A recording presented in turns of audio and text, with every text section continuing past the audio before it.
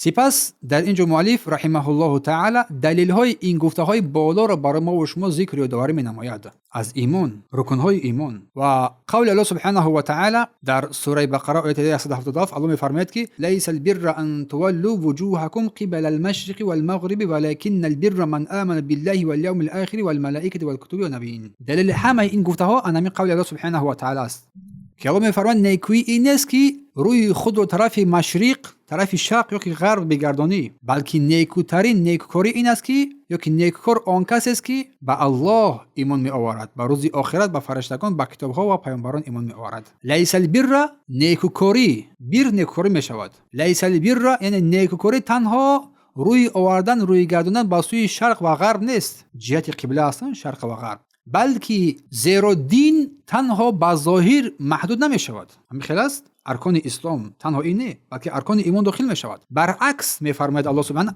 البر نیکویی کلمه است فراگیر برای تمام کارهای خیر. بر نیکویی میگیم ما فراگیر تمام کارهای خیر را در بر میگیرد که این ایمان است. ایمان به الله، ایمان بر پیامبران، ایمان به فرشتگان، ایمان به کتاب‌ها، ایمان به تقدیر نیک و بد آن، ایمان به روز آخرت. الله می‌فرماید که ان کل شیء خلقناه بقدر. ایمان به تقدیر. در آیه بالا سوره بقره آیه 177 ایمان بر الله را ذکر نمود، ایمان بر روز آخرت ذکر نمود، ایمان به ملائکه، کتاب‌ها و پیامبران. اما تقدیر در دیگر آیه ذکر شده است. سوره قمر. الله چی فرمود در اینجا؟ ان کل شیء خلقناه بقدر. هر چیزی را ما با اندازه و تقدیری معین آفریدیم. هر چیزی. این نه تأکید می نماید. این از بزرگی شخصیت الله سبحانه و تعالی است. با درستی که ما از باب تعظیم است. بزرگ داشت. خلق نه گفت با جمع آورده اینجا. همچنین بزرگ داشت است. در حقیقت خود الله همه چیز آفریده است. کل شیء جمله عمومی از هر چیزی رو، هر هستی رو که می‌بینید از آسمان ها و زمین. الله خالق است. غیر الله هر چه مخلوق است. قرآن کتاب الله است، مخلوق نیست. خلقناه بقدر، همه چیز رو آفریده شد، آفریدیم با تعیین و تقدیری پیشکی آفریده شدن. اول علم الله سبحانه و تعالی، سپس نوشتن در لوح المحفوظ، سپس مشیت الله، سپس آفرینش. و در حدیثی که روایت مسلم است كتب الله مقادير الخلائق قبل ان يخلق السماوات والارض ب50,000 سنه. الله سبحانه و تعالی تقدیر تمام خلائق را اجازه که آسمان و زمین را بیافرید همچنین 50,000 سال پیش نوشته کرد. 50,000 سال پیش نوشته کرد. پس این حدیث یکی از دلایل اساسی ایمان به قدر است و علمای اهل سنت این حدیث رو شرح‌های خیلی عظیمی داده هستند.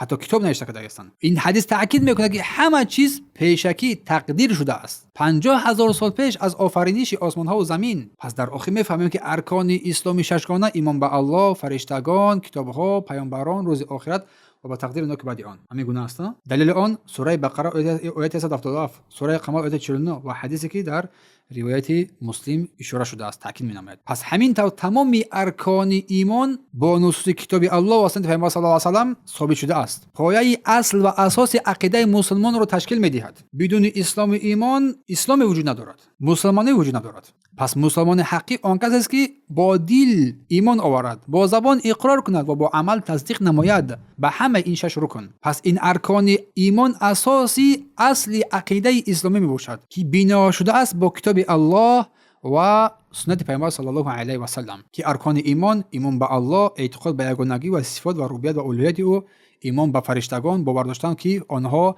بندگان مکرمی و اطاعتکار الله هستند، ایمان به کتاب‌های آسمانی، اعتقاد به کتاب‌هایی که الله سبحانه و تعالی به پیامبران نازل کرده است، ایمان به پیامبران، باور به همه آن پیامبرانی که الله سبحانه و تعالی توسط جبرائیل علیه السلام وحی بر آنها فرستانید، رحمتگر از برای مردم و اولین آنها آدم علیه السلام بود و اولین رسولان نوح علیه السلام بود و آخرین رسولان محمد صلی الله علیه و سلم بود. ایمان بر روز قیامت، یقین داشته باشد که زنده شدن بعد مرگ، حساب و جزا و کتاب و جنت و دوزخ، همه اینها.